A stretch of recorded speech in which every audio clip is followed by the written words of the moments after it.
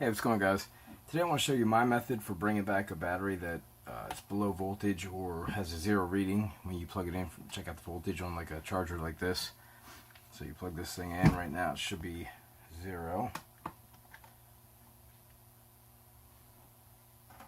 So I don't know how well I can see that or not, but we got zeros. So this is a very dangerous way to do it. I mean, I've done it before numerous times, and I've also had a fire with it once that I kind of neglected it, maybe let it go for a little bit longer. So the trick is to stay well below the voltage. You want to just bring it back to the voltage where this would normally be a LVC for like a 3S, looking like a 9.6, 9.7, somewhere around that.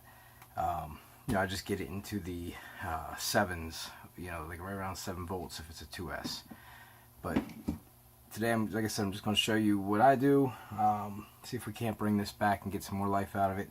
I actually just had to recover these two as well. Again, my own fault. I have so many batteries, and these were brand new.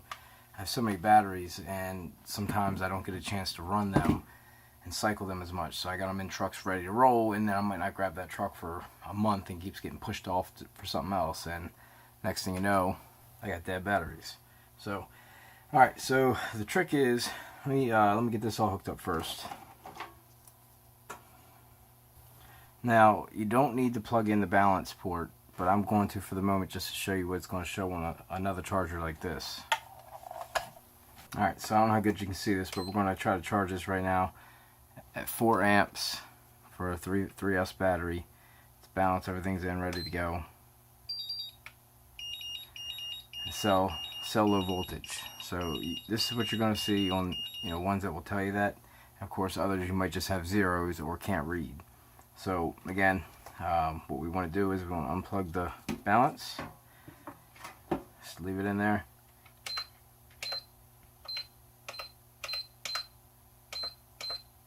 Change the settings to the nickel mode if you have that option. This is if you have this option on a charger.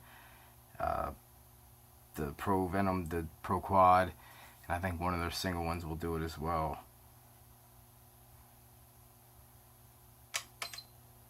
So 2 amp, just keep it low, you don't want it going too fast.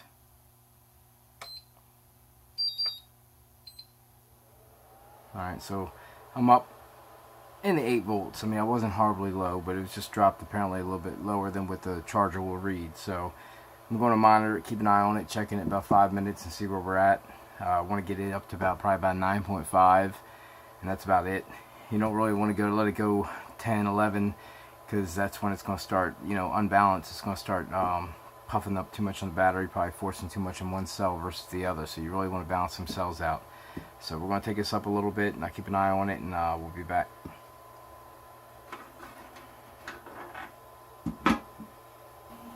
Okay, so it's already up after about 3.5 minutes, almost 4 minutes right now. It's at 9.64.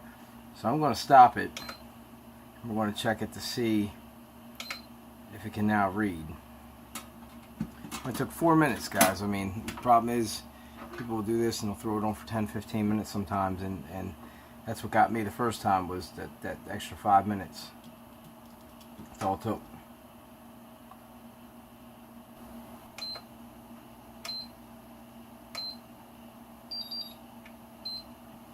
There we go. It's ready to go now. It's confirmed, entered. All I gotta do is hit that to start it, and it's good to go. But we'll take it now. Again, my fault, my neglect on this thing. It's been a very long time since I ran this battery, and I had this as my spare, charged up, ready to go, and I just never ran it. And I put it in the truck ready to go and just haven't been on it. So, it's a little bit more puffed up than I want. I'm going to let it set probably, but it is back now, so the voltage readings on it. So now we have a 3.19, 3.2, 3.29. So we were pretty low. Definitely lower than what it was supposed to be at, and we're back to life now. I'm going to let this thing charge just for a little bit, and we'll keep an eye on it, make sure the spelling doesn't get any worse. Keep an eye on it the next run if everything goes good. I've driven with swollen batteries. It's not really puffed. I mean, I've had them where the case puffed open, so I know it's not horribly bad, but you gotta know your batteries, and you gotta know when to, let go of them. I mean, if you ruin a battery, I mean, it happens. Happens to me. I'm not gonna go want to file a claim with a company because I know I neglected it. There's guidelines that people gotta follow with these batteries, and you really want to take a good look at them if you can. Read up about it. Google it, and people will tell you the proper maintenance for the batteries. I know it, and I don't follow it. So some people don't follow my footsteps in that, because I'm bad at it. I mean, I seriously, I got intentions of riding vehicles, and I just don't get to them.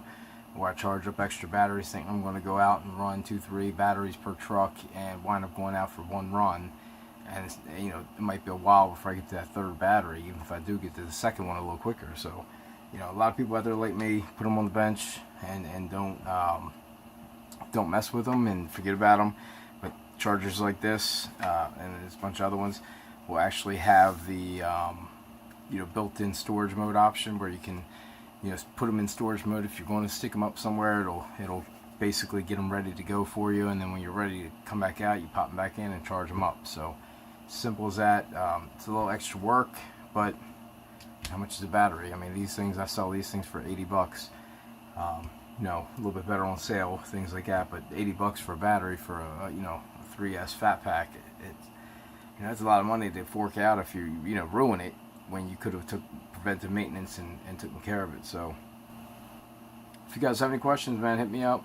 This definitely will work for you.